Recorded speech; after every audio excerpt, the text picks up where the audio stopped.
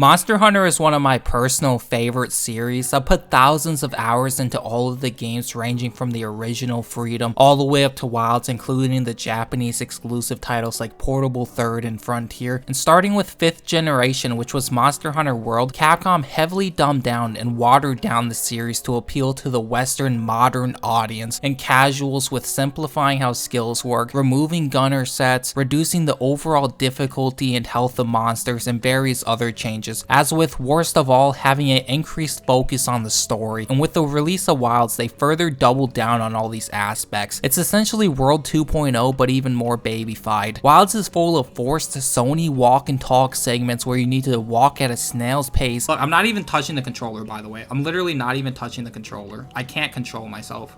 Good game. This basically just is a cutscene. I can look around, but that's it. Exciting gameplay. Meanwhile, listening to the most insufferable dialogue you've ever heard in all of your life. Low rank is basically a glorified tutorial, and high rank is non-existent and feels identical to low rank because the difficulty never seems to increase. Even the tempered endgame monsters feel identical to the normal versions. The game is also missing key features that have been in the series since the original and since the beginning, like having your own house and the canteen. In other words, Monster Hunter Wilds is an incomplete mess, which is catering hard to the casuals, and of course all the casuals ate this game up with nearly 1.5 million concurrent players on Steam, which is basically just going to reward Capcom to continue to make watered down games, unfortunately. And with that out of the way, so now we make our hunter, and unfortunately since Capcom are complete fucking hacks, there is no gender anymore, which has been a thing since the original Monster Hunter, now removed because of woke activist retards. We have body types now. Body type 1 through 12 I believe are all male, and 13 and above is all female. To be fair about everybody calling this game woke, at least they have the jiggle physics. We also make our palico black in remembrance of the Blinxes, which for anybody who doesn't know was the 13% palicos who would basically steal your shit, while the pure and nice, but most importantly white ones, would typically leave you alone or just not steal your shit. Oh yeah, I got a black cat and shit.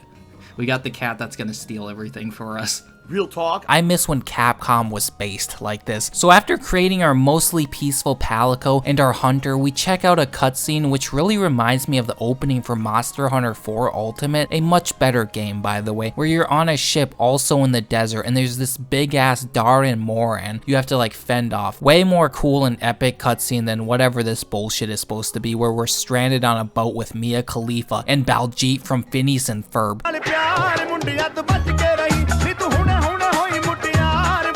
Big missed opportunity though, not including Darin Moran or any Elder Dragon in general, which yeah, spoilers for anybody who doesn't know or who hasn't played Wilds yet, the game has no fucking Elder Dragons, not a single one. But yeah, so TLDR, the story is there's new lands and shit that nobody has been to in a long time or some bullshit like that. I honestly don't really remember because let's be honest, the story was dog shit. Basically the same shit as Monster Hunter World, so we need to explore the lands and fight the big bad monsters who are like causing a problem with like the ecosystem and disrupting it or whatever. But unfortunately, just like how in World we weren't the main character, the annoying handler was, in Wilds it's pretty similar. We again are not the main character, but a side piece for the amazing and strong and powering Baljeet. Definitely not the worst character in all of Monster Hunter history or anything like that. I just love this guy so much. He's extremely annoying though, if we're gonna keep it a buck 27, as most children characters are in games, and he's also preachy. Like preachy as in he'll cry like a little bitch for killing a monster, despite that literal monster being a threat to the entire ecosystem. The first thing it ever got to decide for itself. To be free. To live strong. Please, don't do this. I'm begging you. There has to be another way. Good, now I'm away from that annoying fucking bitch of a kid who I would have slapped in real fucking life if they talked to me like that. I would have fucking pimp slapped that shit out of that. So in other words, he's fucking annoying, and you're going to have to look at him and hear him for about 10 to 15 hours, which is how long this story is. It's incredibly short and shit. Oh, many things. Many people, creatures, all living life to the fullest. Life. Is that what you call this? Constructed husks that can't even eat? It's not my— Calm down, Baljeet. You're starting to sound like a libtard who wants to protect monsters who are a threat to the ecosystem and destroying it. Because, you know, killing is bad and everything. Wanted was to be free! I don't know which of us is worse. Shut your bitch ass the fuck up! There's also a point in the game where Baljeet gets mad at you for not trying to kill a monster right away. So he like throws his little temper tantrum and tries to kill the monster himself by, get this, by picking up a literal rock and trying to charge at the monster with a fucking rock.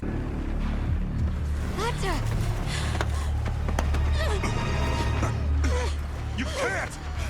Hunter, you've got a weapon and you do nothing? Give it to me! And I'll— Then in another cutscene later on, he gets mad and starts crying when you try to kill the monster. The first thing it ever got to decide for itself. To be free. To live strong. Please, don't do this. I'm begging you. Baljeet, can you make up your mind? Like, please? It's like if I kill the monster, he throws a temper tantrum, and if I don't kill the monster, he also throws a temper tantrum. Like, I genuinely hate this character. Like, he's so fucking annoying. There's even a point in the game where you basically need Baljeet's permission to kill the final boss of low rank. Because obviously, I need the permission of a 12-year-old little shit in order to kill a fucking monster in a Monster Hunter game. Like, give me a fucking break, dude.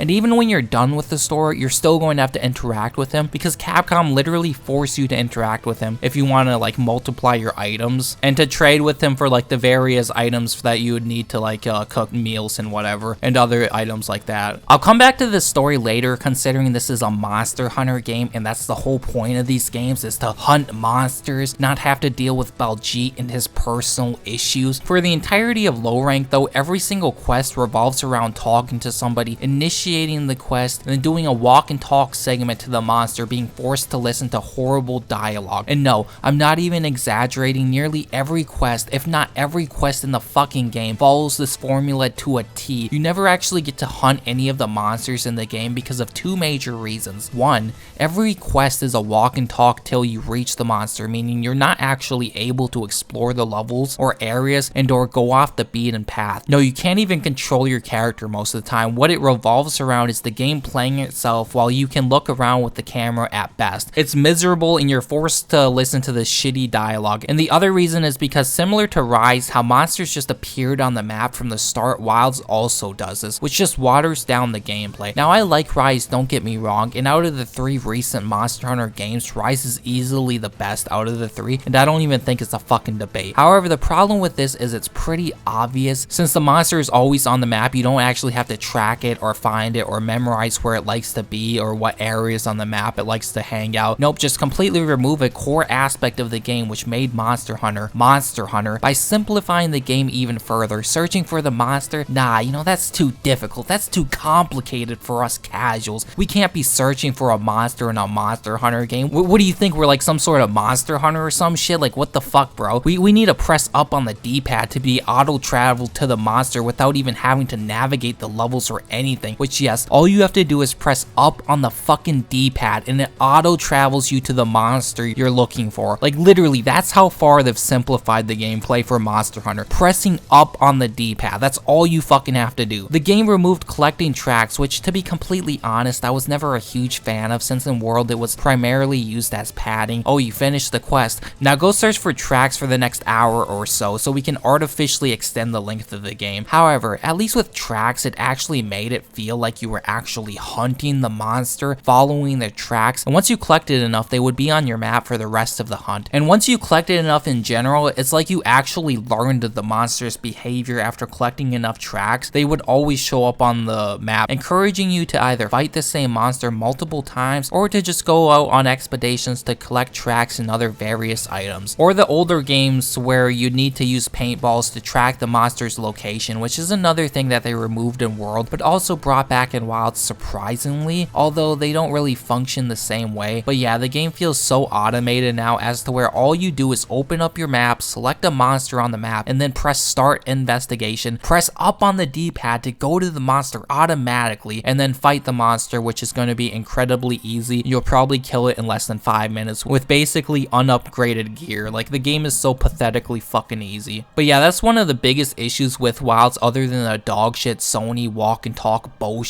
which ruined low rank, and also the lack of actual quests and content, is how incredibly easy the game is. Now, there's multiple reasons as to why this game is so easy, but one of the biggest ones is monsters do not deal enough damage. Even after clearing low rank and going to high rank, the high rank monsters, while I was still using low rank armor and gear, still did next to no damage to me. If this was any other Monster Hunter game, if you go into high rank with low rank gear, you're gonna get your ass kicked and be taking significantly more damage. It's not like this in Wilds though. You can go through most of high rank without ever even upgrading or making new gear. Now the thing is, even when you do take damage, it doesn't matter really at all, because if you're playing solo, your Palico is basically overpowered as shit. He'll heal you the moment you need health, and he'll do this pretty much instantly, and he'll do this at least twice in a row. I don't know exactly how long the cooldown is to heal you, but he heals you very often. So much is to the point where you don't even need to use potions. You never even need to worry about poison or any other type of status effects either, because your Palico also heal that as well, which is just stupid. Like, I wouldn't have a problem with this if you could customize your Palicos in like past games. Like, if my Palico was a healer, for example, and I,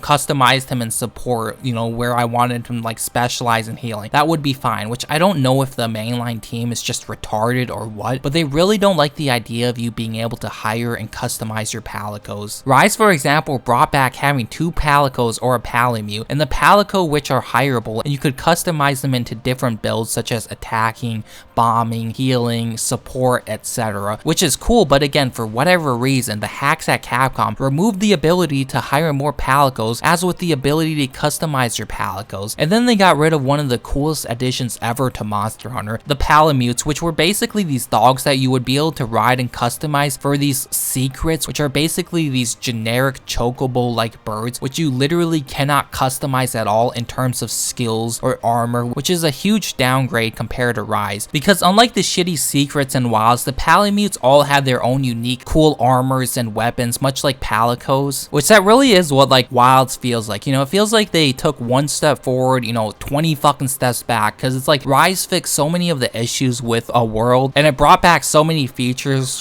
from the older games, and then Wilds, just completely reverses that and just gets rid of all the progress that Rise made, trying to fix the game. Which I know I'm going all over the place right now. We'll go more into the combat and difficulty in just a bit, but I need to talk about this since it also ties in with the fact that this game is extremely half-assed and lazy. Such as with the armor sets. Nearly every armor set for both the alpha version and the beta version are identical. Like, look at this. Despite Worlds selling over 20 million copies and Rise also selling nearly 20 million copies as well, Capcom continues to cut corners and half-ass shit. Like, all the beta and alpha sets are identical, even comparing this to World, which it was also quite bad in my opinion. And World, at least most beta sets had some differences between the alpha sets, even if it was extremely minimal. At least some effort was put into the beta sets to make up for the fact that they removed the gunner designs. Now, even these same armor designs like Rathalos that were in World don't have any differences in Wilds. Like, there truly is no excuse for this other than just the laziness. Most of the new armor sets in general are just kind of med looking as well. Like, I'm sure Capcom's excuse to why the beta sets are copy and pasted is because of the new super duper cool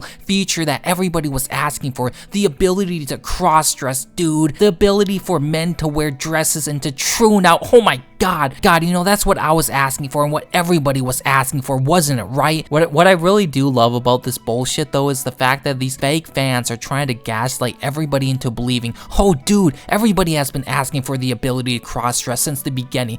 Everybody, all the guys, have been wanting to wear, the female armor, and all the women have been wanting to wear the men armor. Yeah, okay buddy, keep telling yourself that, keep lying to yourself. So since both body type 1 and body type 2 can wear each other's armors, I'm sure that is Capcom's, cope to why beta sets are dog shit in this game, despite the fact that previous games had different sets for both genders, 2 different sets for both genders. But that's modern day Capcom for you, am I right? Their best selling franchise about hunting monsters, and they focus more on the dogshit story where you need to help Baljeet instead of the actual gameplay and, you know, the actual shit that matters. Which is another thing, because all these fucking drifting retards like Endymion TV and Annie Pants Gaming are completely glazing this fucking game, you know, for being like this, you know, the game that's, you know, saving the fucking gaming industry or whatever. You know, this game is defeating the leftists and their bullshit, while, you know, meanwhile this game has, you know, cross-dressing, you know, body type 1 and 2. Then there's also Eric, a literal non-binary character who's also, you know, voiced by a non-binary person in real life. Disgusting black creatures, get out of my sight. But yeah, this Eric character is extremely ugly, as you can tell. Like, I don't really think you need me to tell you that information. Like, I'm pretty sure we all have eyes to witness this for ourselves. And the fact that Capcom got a non-binary person for this role should tell you everything you need to know. Not to mention, look at your allies in this game. It's literally all women, a non-binary, stunning and brave creature who, by the way, sees these Lala Barina tracks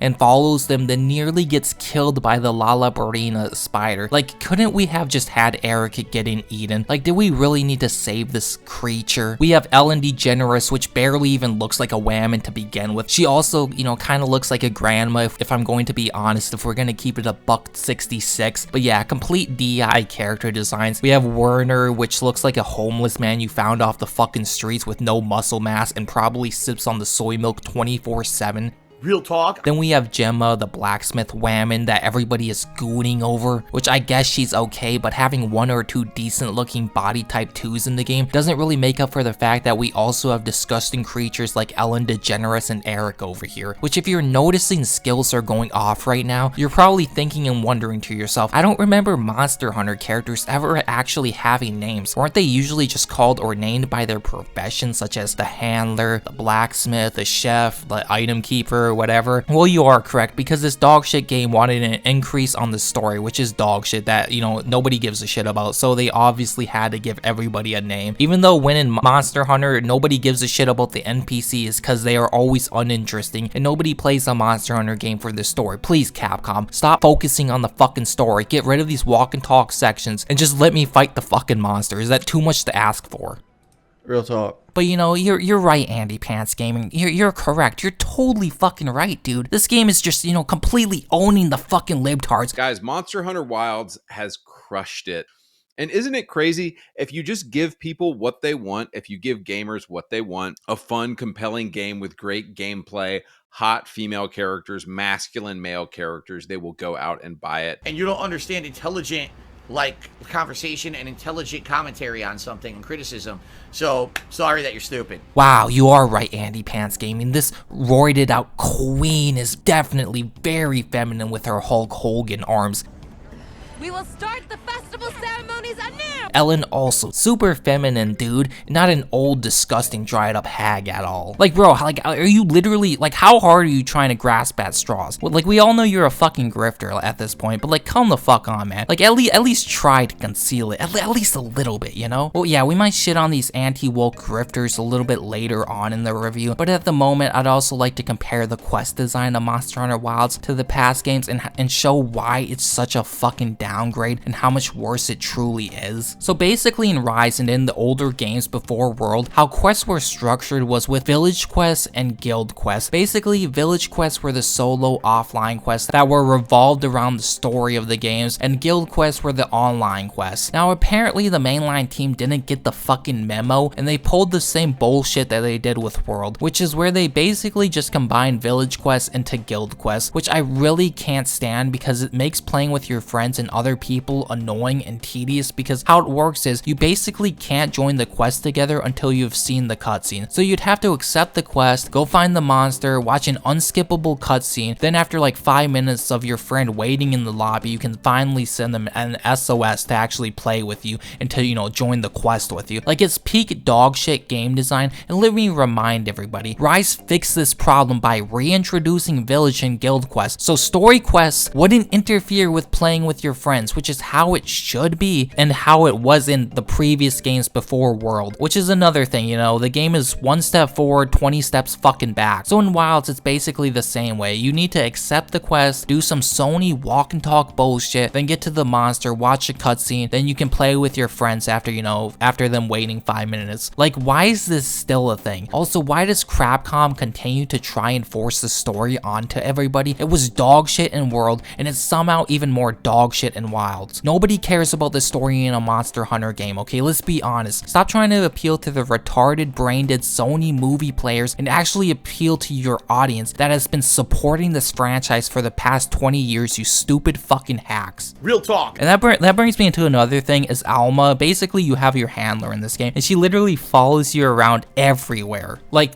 can I not just play Monster Hunter, you know, either by myself or with my friends? Like, can I not just play Monster Hunter with my, you know, Palicos or my Palimutes and shit? Like, why do I need fucking Alma, you know, Mia Khalifa with me, joining me everywhere I fucking go? Like, it's so fucking annoying. And then she comments on everything you do because, you know, obviously this is a modern game and you always have to have somebody talking to you at all times. But yeah, continuing to, you know, talk about the quests and whatever, you know, putting Mia Khalifa to the side. But the thing is, low rank in the quests are so much worse than they were in World, because it's basically just a roller coaster. You don't really have any optional quests, key quests, urgent quests, like anything like that. You guys remember urgent quests, the quests you'd unlock after doing enough key quests to then rank up to the next rank? Completely gone. There's only ever one quest to do throughout the story. They never give you more than a single fucking option. Even World gave you a few options here and there, not to mention they gave a decent amount of side and optional quests to do as well. Wilds, nah, none of that. You just go through the dog shit story quests one by one, where every quest is identical. You know, doing optional quests, you know, that's too complicated for the modern audience. You know, you have to be streamlined into just doing one fucking quest, one after the other. You know, that's the only way, you know, modern audience can play this slop. No player choice of selecting a quest or doing quests in a different order. Nope, just one quest at all times. They even removed gathering quests, a staple in the franchise since the beginning. So there's not a single quest in the game that actually requires you to go out and collect items. Like, you have this big empty ass open world and not a single quest where it's like, go gather 20 choice mushrooms, deliver 2 wyvern eggs. Like, sure, these quests weren't ever the most fun to do or anything like that, but the point is, we are just stripping away everything that makes Monster Hunter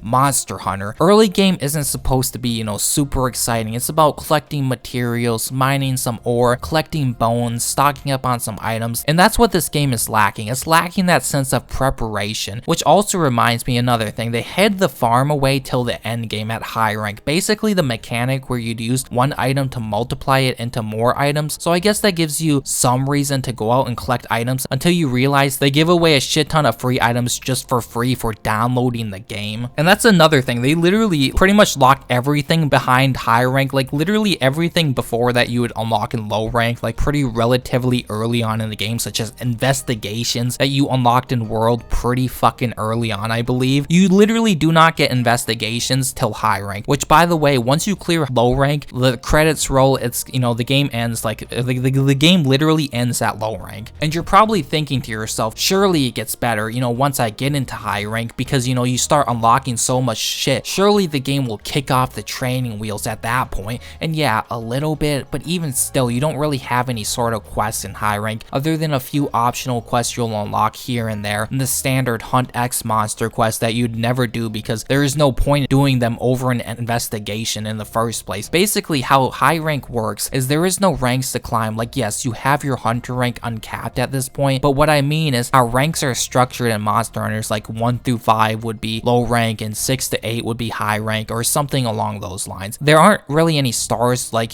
you aren't doing key quests to unlock more quests. Hell, the UI is so absolute dog shit in this game that they don't even separate any of the ranks from each other. Like, look at this mess of an UI. Low rank quests are just clumped together with high rank quests. Nothing is sorted by stars or anything. Like, unironically, a AVGN, what the fuck were they thinking moment. So yeah, high rank is basically you open your map, you see a monster on your map, you start investigation and rinse and repeat. There's basically so few quests to do in high rank, the game literally feels like you're playing a demo or the beta, since there just aren't any quests. What the end game entails is hunt random monster you see on the map. No real sense of progression or progress. no ranking up to 6 stars, unlocking 20 new quests to choose from, and having to do key quests to rank up to 7 stars, you know, none of that bullshit, which it just makes the game feel very empty and incomplete, which it literally is. I understand this is the base version, I get that. I played base version Monster Hunter games before. I played Freedom 2, I played Portable 3rd, I played Generations, I played Try, like I played base games before, so you know, before any of you retards are like, oh my god, you bro,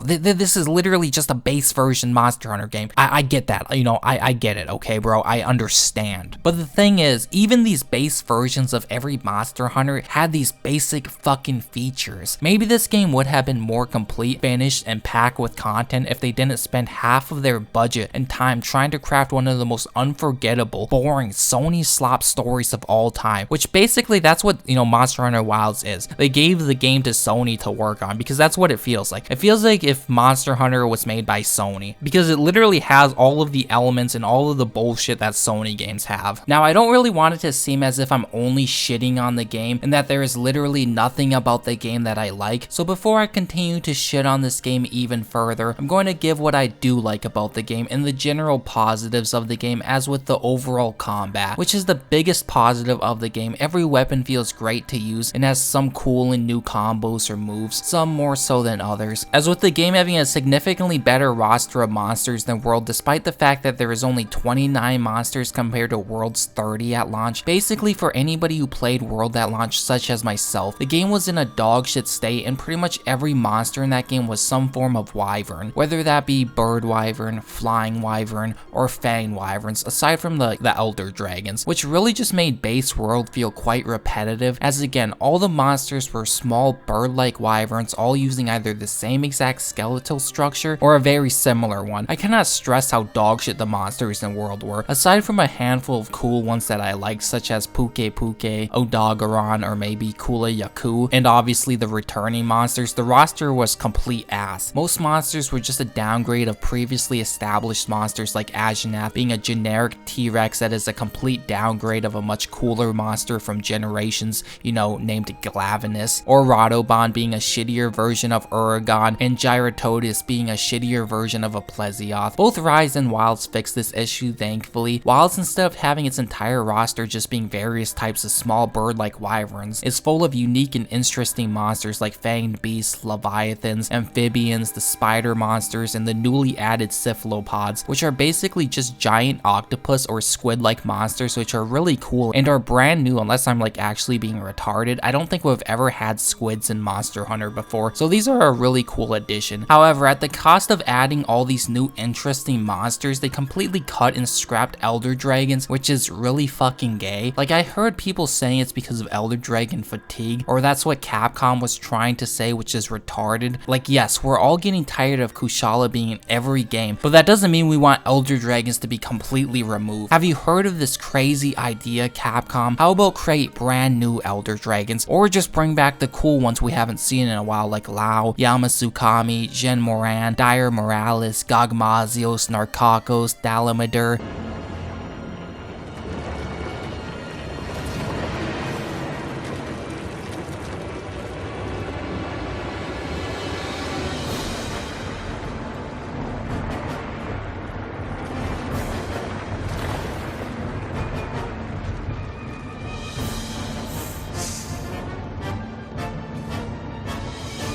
Like, there are so many cool elder dragons that haven't been seen in forever. I brought this up earlier, but the game opens up on a boat going through the desert sea of sand. It literally is screaming for a Gen Moran type creature to pop out and destroy your vessel, and then you have to like build a camp based off of the boat, or like you have to like find shelter or whatever. Like, hire me, Capcom. I have so many more cool ideas for this story than the dog shit you hacks could ever come up with, let's be honest, okay? I heard there was a leak that Gogmazios is coming back, which I don't know if that is true, or maybe it's just speculation, but if that's true, maybe I can forgive the hacks at Capcom for not including any elder dragons, since Gogmazios is incredibly cool and might have some of the coolest armor and weapons in the entire series. Like, his weapons, for example, are all based off of like coffins and chains. Like, it's incredibly sick. I know this probably won't happen anytime soon either, but I'd love to see Sadeas return.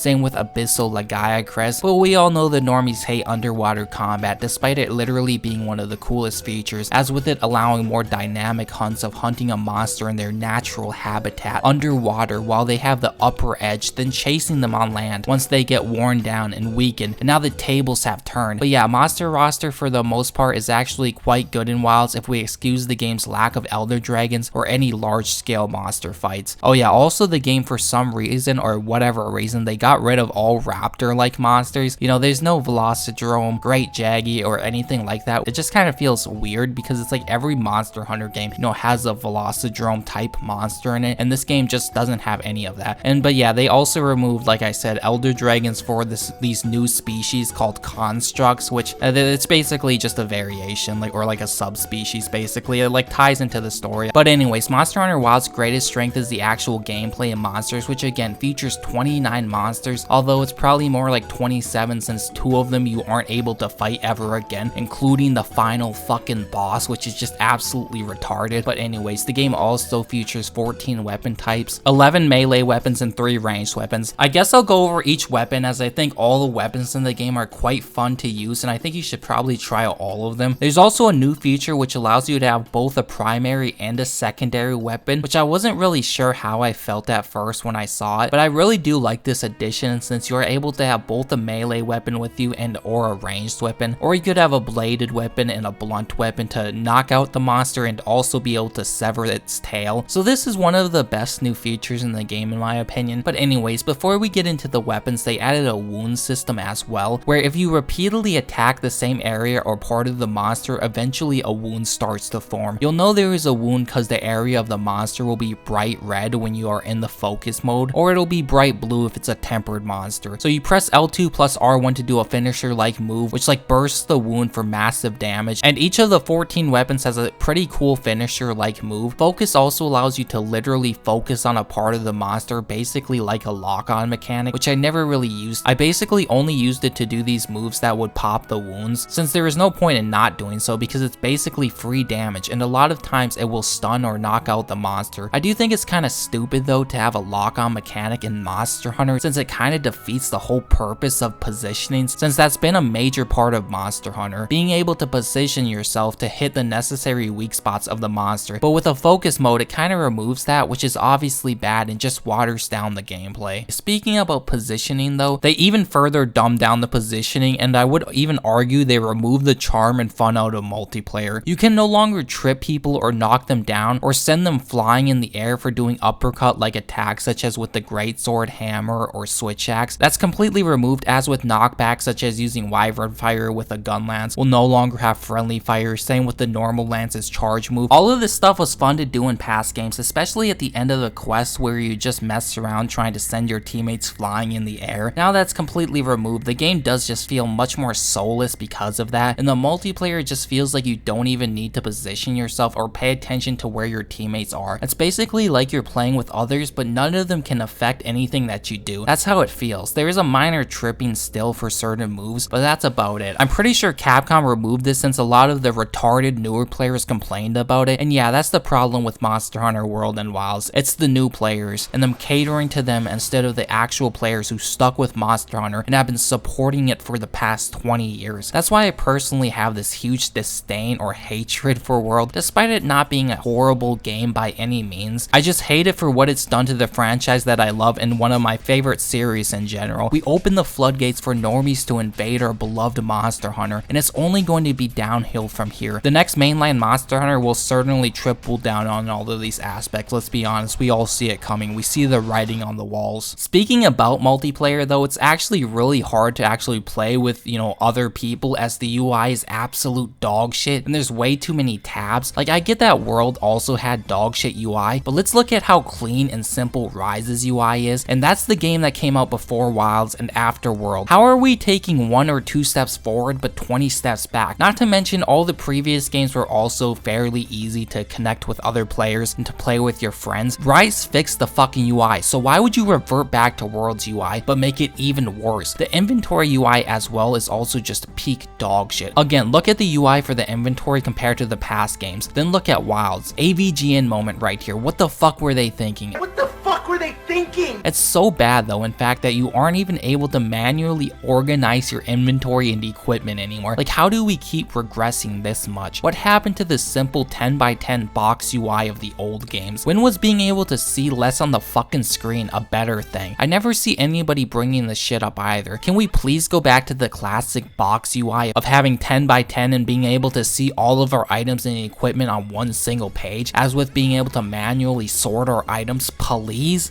Please? I like to organize my items in a specific way, and it genuinely like infuriates me. Like, it actually pisses me off that I can't organize them. But side tangent on box UI over, the multiplayer experience is just bad, from navigating the UI to understanding what the fuck a linked quest is, and to also, you know, play with your friends through the story. It's just overly complicated for the sake of being complicated, and it's just dog shit. Rise fixed this issue, so I don't know why we're taking 20 steps backwards again. But anyways, let's finally talk about the actual weapons, and let's start with the greatsword. It's a comically large weapon that is incredibly slow, but also incredibly powerful. It's one of those weapons that you can easily pick up and use, since the weapon doesn't have any sort of advanced combos or anything. It's primarily about charging up your attack and hitting for big damage. It's the weapon all about positioning and timing, so it's easy to pick up but hard to fully master, since you really need to know all the monster's movements and attacks in order to be fully effective with it. If you like to see big numbers, then the greatsword is definitely for you. It's not too much different from the past games. They added a few new things, such as being able to charge up a backwards swing, which is honestly pretty cool. I'm surprised it took them this long to add. As with being able to counter, which I think they gave most weapons, if not all weapons, the ability to do this. I know they also did this in Rise with certain wire bug effects, and other certain weapons also got counters. The only thing is, I don't really like countering in any game in general, but it's there for people who like that sort of shit. You are also able to block with the greatsword, which is really strong, and it prevents a large chunk of damage, and it's just a really strong block in general. It's one of the better blocks. It's also the perfect weapon to cut and sever tails, and overall it's just a really solid and fun weapon to use. Moving on to the weeb sword, or the long sword, which is Capcom's favorite weapon that they love to glaze hella hard, as with it being the biggest new weapon in the entire series, as with it also being the most popular weapon since it's so brain dead to use. But yeah, if you like to be a weeb, then the longsword is most likely the weapon for you. It has all sorts of extremely wide range attacks and is great for cutting tails, much like the greatsword because of its overhead swing, although most longsword players probably don't even realize you can cut tails with a bladed weapon, since most are absolutely retarded. Like, I'm sorry I have to diss the longsword players so badly, but I swear to God, it's always the longsword players who are triple carding and don't know what the fuck it is that they're doing. So, sorry that you're stupid.